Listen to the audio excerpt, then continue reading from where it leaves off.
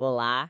Hoje, nossa exploração continua. A gente entra em Deuteronômio, capítulo 3. Seguimos acompanhando a jornada dos israelitas, né? E as conquistas deles ali a leste do Rio Jordão. E olha, a narrativa é intensa. Tem batalha decisiva contra um rei famoso pelo tamanho, tomada de cidades fortificadas e, claro, a divisão das novas terras. Vamos mergulhar nisso. A história começa com eles indo para Bazã, né? O rei Og e todo o exército dele saem para a batalha em Edrei, mas tem uma promessa divina antes. Não tenha medo dele, pois eu o entreguei em suas mãos com todo o seu exército e sua terra. Forte isso. Exato. E essa promessa é, assim, fundamental para entender a vitória que vem depois.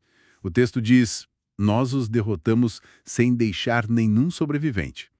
Esse não é só um relato militar, sabe? É a confirmação da promessa.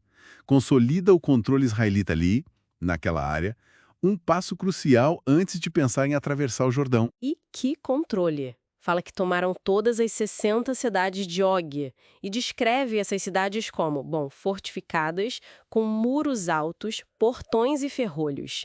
E ainda muitas aldeias sem muros. A ordem foi a mesma do rei Sion: destruição total das populações homens, mulheres, crianças. É, pesado, né? Sim, é uma prática conhecida como harem, nesse contexto bíblico, significava dedicar o inimigo à destruição, tipo como um ato sagrado dentro da lógica da guerra descrita ali. Mas é interessante notar a diferença que o texto faz, né? As pessoas foram destruídas, mas todo o gado e o despojo das cidades tomamos para nós. Mostra que havia regras específicas, sabe? Até para isso. Para falar do próprio rei Og. Diz que ele era o último dos Refaíns, um povo antigo, e o detalhe mais, uau, a cama dele, feita de ferro, com mais de 4 metros de comprimento, quase 2 de largura, e que ainda estava lá em Rabá, dos Amonitas, na época. Para que esse detalhe todo? Olha, esse detalhe da cama funciona muito na narrativa. Os refaíns são ligados a gigantes, a povos poderosos nos textos bíblicos. Então, descrever essa cama monumental do Og serve para quê? Para enfatizar o tamanho do rei, a força dele e, por consequência, a grandeza da vitória israelita. Torna a conquista ainda mais significativa, né? Sobrenatural, quase. Entendi. Faz sentido para a narrativa. E depois dessa vitória vem a divisão da terra conquistada ali a leste.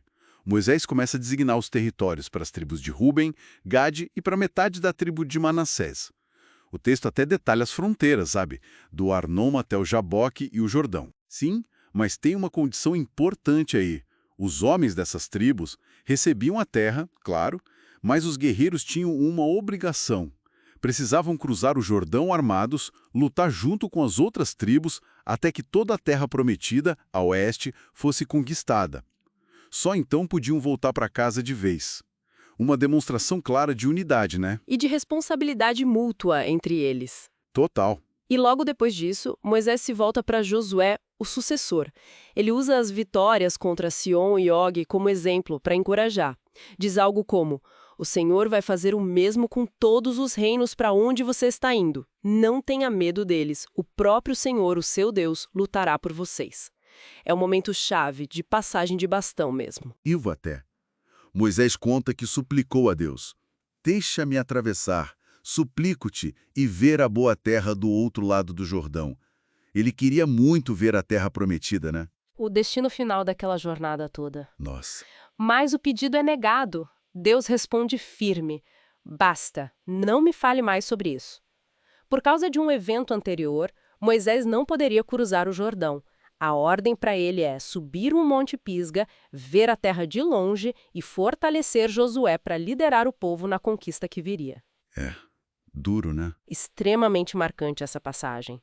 Mostra a firmeza do decreto divino, sabe? Mesmo para alguém como Moisés.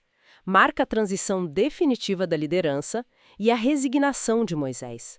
Ele, que liderou tudo, enfrenta essa consequência pessoal e não entra na terra. é um desfecho complexo para a missão dele. Pois é, e assim termina Deuteronômio 3, a conquista a leste do Jordão está completa, a terra distribuída sob aquelas condições, a liderança preparada com Josué, o capítulo fecha com eles acampados no vale perto de Bet-peor, prontos para o próximo passo. E fica aquela reflexão, né?